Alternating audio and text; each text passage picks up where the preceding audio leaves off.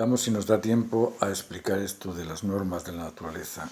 Y yo os quería invitar a pensar un poco en cómo nos alejamos nosotros de esta naturaleza humana, cómo nos alejamos de esta naturalidad que tenemos en torno nuestro. Y como os decía antes, los inventos nos han ayudado mucho. La imprenta, la televisión, la radio, los medios de comunicación no ayudan mucho al desarrollo de lo que es naturalmente humano. Por poneros así un pequeño ejemplo, yo os preguntaría, ¿conocéis algún psiquiatra o algún psicólogo canino? Difícil, ¿no? Pues si no los hay, los va a haber y muy pronto. Mirad lo que hacemos nosotros con el perro, que es un supuesto dependiente del lobo. Al perro lo hemos desnaturalizado, por decirlo de alguna manera. Al perro lo eliminamos de la manada, primero que todo. Lo sacamos de su sociedad canina, de su manada, y lo encerramos en nuestro departamento, en nuestra casa, en nuestro sitio. Lo abstraemos de la manada. Ya es un hecho en sí que es traumático para un animal sacarle del ambiente natural en el que se encuentra. Nosotros sacamos de la manada y lo privamos de su alimentación. En lugar de comer la carne, puesto que es un carnívoro, le enseñamos a comer pastillas. Además de eso, lo privamos de libertad encerrándolo entre cuatro paredes. Y además lo castramos o lo esterilizamos, porque si no nos llenaría el departamento de perritos y eso molestaría a los vecinos o saldría caro alimentarnos a todos. Bueno, imaginaos a una persona a la que se le priva de la relación familiar, se le quita, se le extrae de la familia, además le obligas a tener que comer una alimentación crudívoro vegana, solamente vegetales y crudos, y lo encierras entre cuatro paredes y además lo castras, es decir, la esterilizas. ¿No necesitaría esa persona de un apoyo psicológico o psiquiátrico urgente? Lógicamente sí. Nosotros alteramos la cadena trófica, que se llama, la cadena alimenticia. Nosotros sabemos que el plancton, que es una sustancia muy pequeña, son animalitos casi microscópicos, algunos de ellos no miden más de 1 milímetro, son transparentes, no tienen color, pero son la base alimenticia de las ballenas y de otros peces chicos que se alimentan del plancton y otros peces más grandes que se alimentan del más chico, y así sucesivamente crean esa cadena trófica que se llama. Lo mismo pasa con los animales en la Tierra. Si nosotros eliminamos los águilas, que se encargan de comer los ratones y las serpientes, y anulamos las serpientes también, pues al final nos vamos a quedar solamente con ratones. Los perros también tienen su posición, su eslabón alimenticio dentro de esa cadena trófica.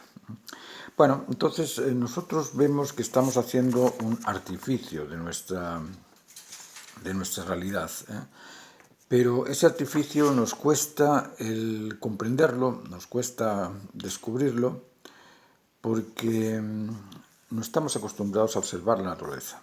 ¿Dónde se aprenden las normas? Las normas existen ahí, en el ambiente, conviven y se comportan de una manera extraordinaria. Esas normas producen orden. El cosmos es un orden, es un ordenamiento. La ecología se debe a sistemas ordenados también. La biología se debe a las obligaciones de los instintos. La sociología se debe a normas de convivencia.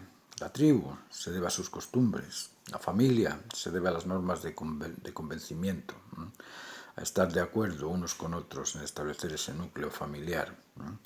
El individuo se debe a su pureza, a su decencia y a su salud.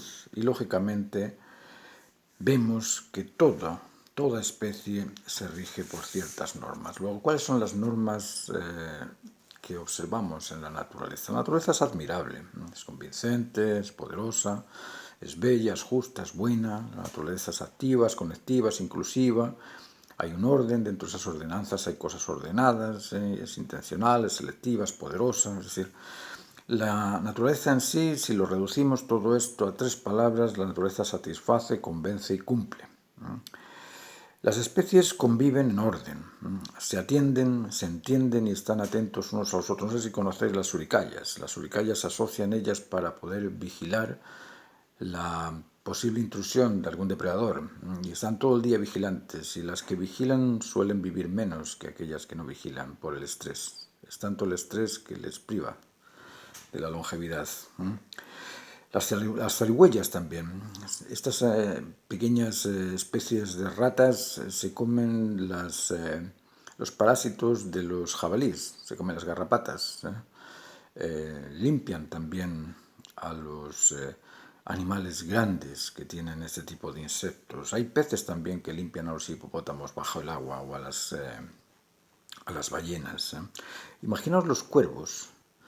Los cuervos son cooperativos, son animales que se supone que son unos de los que tienen más inteligencia. Los cuervos son capaces de lanzarte las nueces a la calle para que pase un auto por encima y las rompa, las abre y puedan comer.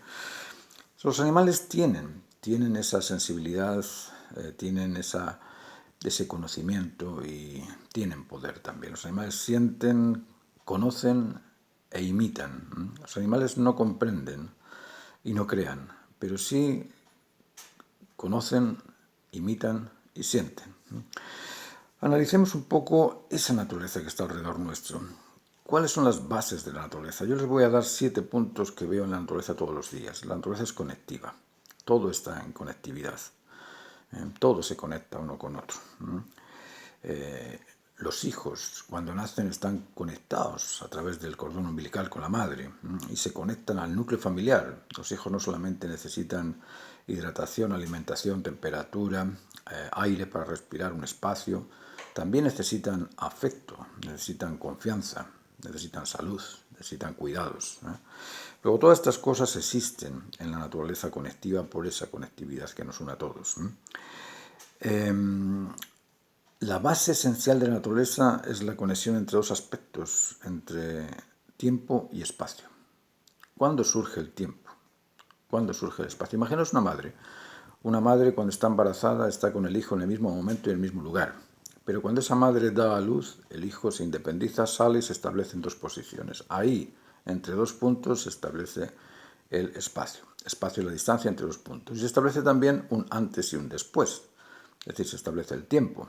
El niño acaba de nacer, tiene un día de vida, y la madre tiene 20, 30, 40 años de edad. O sea, hay una diferencia en tiempo y una diferencia también en espacio. Ese tiempo y espacio están conectados. No podemos aislarlos unos de los otros. El tiempo y el espacio se conectan en la velocidad. Y la velocidad es una operatividad constante en el universo. Las partículas se mueven, los átomos se mueven, las moléculas se mueven, los vegetales se mueven, los animales se mueven, el hombre se mueve. Todo existe en ese movimiento gracias a la conexión entre fuerza, velocidad, entre espacio y tiempo. Para que exista conectividad necesitamos dualidad. Es el segundo punto de la naturaleza. En la naturaleza existe todo en aspectos duales. Como os decía antes, las partículas son positivas y negativas, los átomos también, el catión y el anión también tienen valencias positivas y negativas. En las plantas tenemos estambres y pistilos, en los animales tenemos machos y hembras, en el hombre tenemos hombres y mujeres. Existe todo en dualidad complementaria. ¿Qué significa eso complementario? Que completan el uno al otro. Para completar a la mujer y hacerla madre necesita del hombre. Para completar al hombre y hacerlo padre necesitan de la mujer. Para completar al hijo necesitas el padre. Para completar al padre necesitas el hijo. Luego son aspectos duales complementarios que se necesitan uno para poder cumplir o completar al otro. ¿Cómo se cumplen y por qué se cumplen? Porque hay una norma que nos exige esa conectividad, y a esa norma llamamos la norma del dominio. ¿Y qué es lo que domina la conectividad? Si os fijáis, nos conectamos ¿para qué? Para satisfacernos, nos conectamos intelectualmente para convencernos, nos conectamos conductualmente en el comportamiento ¿para qué? Para cooperar. Luego, esa cooperación, ese convencimiento, esa satisfacción se logra mediante el establecimiento de valores. Cuando nos sentimos plenos, ajustados y completos, en ese momento nos unimos, sentimos en unidad. Para que exista esa unidad, en la naturaleza existe otra ley, una ley que es muy fuerte, es la ley del rechazo al desorden. Todo aquello que se enferma en la naturaleza se muere, aquello que no vale se rompe, aquello que se seca se cae, aquello que de alguna manera no cumple su función, o lo matan, o se destruye, o se oxida, o se termina. Luego hay una norma que nos habla del rechazo a lo anormal, a lo desordenado. La selección natural es un ejemplo de ello, por ejemplo. La depredación es otro ejemplo de ello. En la naturaleza todo surge en base a procesos, nada se crea por sí solo. Luego, los procesos de desarrollo hay que respetarlos. Y todo proceso cumple una finalidad específica y responde siempre al bien común.